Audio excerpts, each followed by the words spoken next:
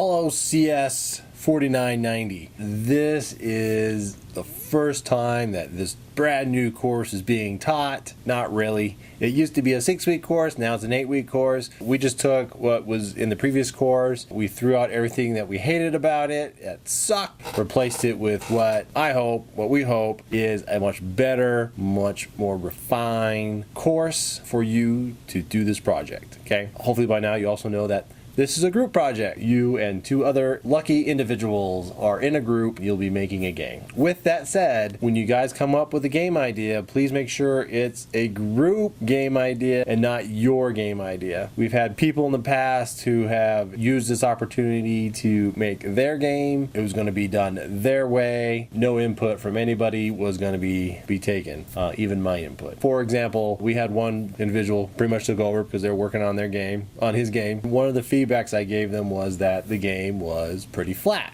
and one of the requirements is that the game needs to be 3D, right? And it wasn't because they weren't making 3D models and stuff. What was happening was just the way the lighting was working, which was little to none, and how the game was playing out made the game feel really flat. So I was trying to help them know that it was flat and was trying to make it more 3D. They didn't want, this one individual didn't want to hear anything about it and didn't talk to me for the last 2 weeks of the class, and then I didn't find out until I read his feedback. He was mad and wasn't going to take any comment from me, so I was like, whatever, that's your loss, not mine. Please, when I do give you feedback during week 6, I think, or so, which is when we do the testing, it's not directed at you, it's directed at the code or the game, and I'm trying to help you guys realize that, and this happens to me all the time too. You work on something, you think it's awesome, you show somebody,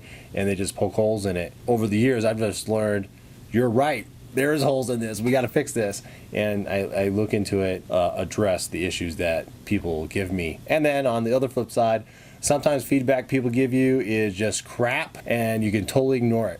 Okay, so if I give you feedback, you can totally ignore it if you want. I just want you to at least acknowledge that I said it, and you spent at least 2 seconds more than just hearing me say it to evaluate it and go on there. So, and I'll bring this up again later. So the course has been, like all the courses, has been revamped.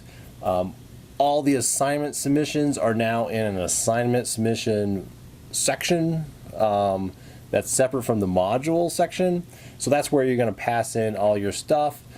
They all should say module 1 or for that's week 1, whatever assignments, and so you can find them there and you can all pass them in there. But back to the module, we have a reading assignment. It is the anatomy of design documents, and there's a part 1, part 2 of this document.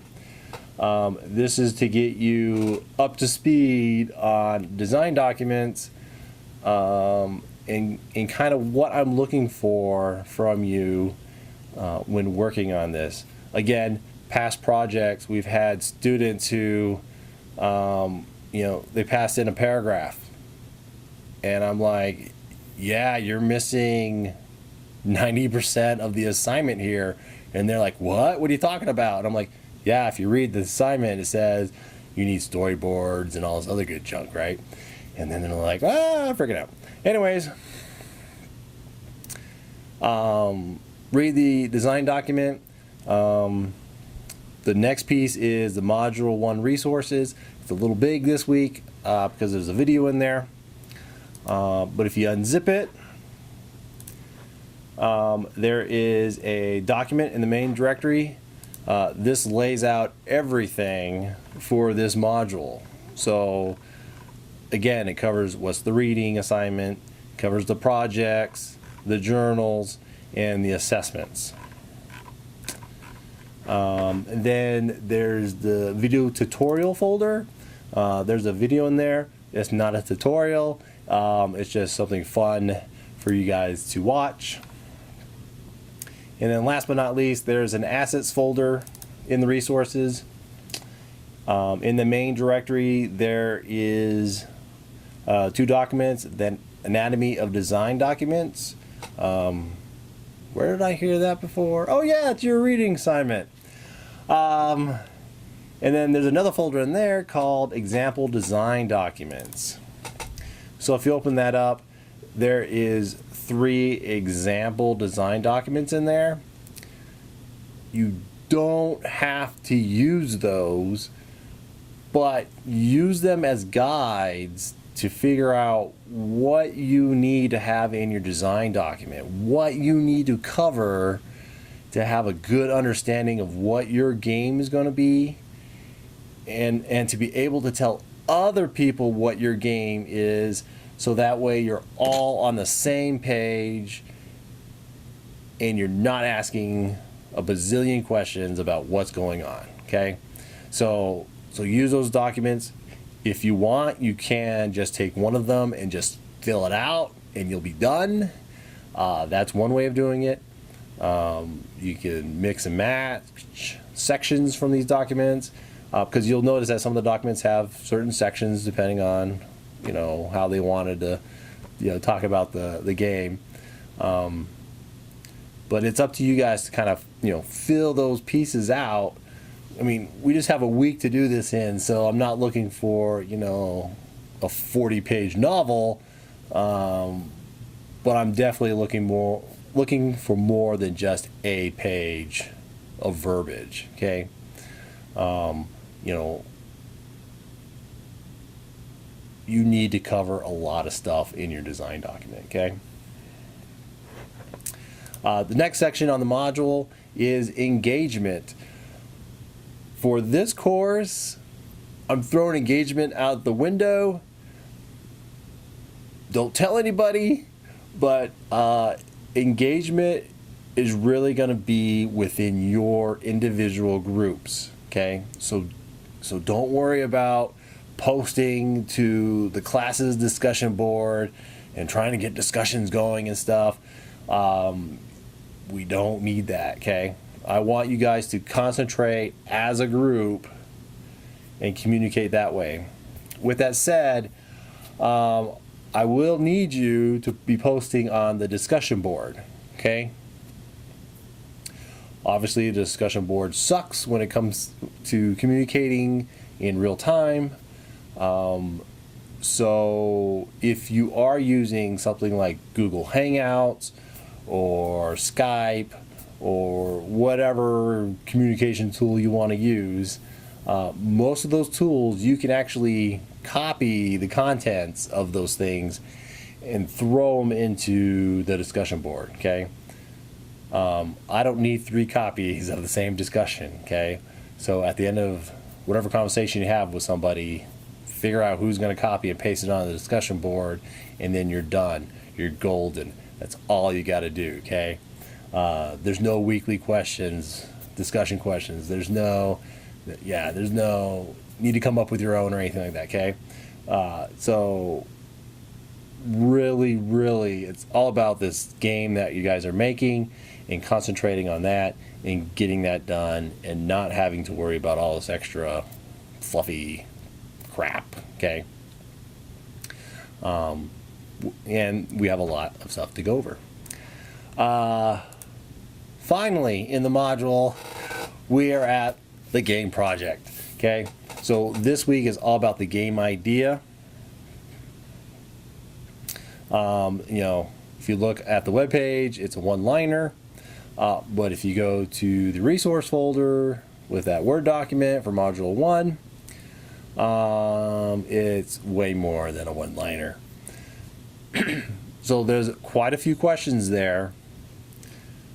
I'm not necessarily looking for you to answer these questions. I'm looking for a design document. But these questions that are in that Word doc will help guide you to figure out, you know, what kind of game you're going to do, what are all the pieces that you're possibly going to have in this, in you know, where the game's going to go. Okay. One of the questions asks is, how many levels will your game have? Well, for this course, you're going to have one level, just one level, okay? Don't worry about having multiple levels. So if you're doing like a Pac-Man or Donkey Kong kind of thing, you're only doing the one level. You're not going to do 4 or 5 different boards, okay? And so that's a group project piece. The next one is the Game Design Journal blog. That's also a group design project thing. So you're going to work on that as a group. It's pretty much a summary of what you've done for the week, okay? So if you think of it that way, you're just listing out, oh, we worked on this, and this is where we got, and blah, blah, blah. But if you want to take it a little further and have some fun with it, and think of it as really a blog, you can actually, work with it and pretend it's a blog. So it's not a real blog. It's just a way to give me a group sense of idea of what's going on there. Okay. Last but not least, for our module, and this will be the same for every week, is the assessments. And I just realized the assessments are not in the resource folder, so you will have to download those individually. There are 2 documents. There's a start, stop, continue document, and then there's an individual assessment, okay? These documents you will fill out individually. And for the most part, you'll not really need to talk to your other teammates to get these done, okay? With the start, stop, continue document, pretty much that's what it is. What are you going to start doing? What are you going to stop doing? What are you going to continue to do? Okay?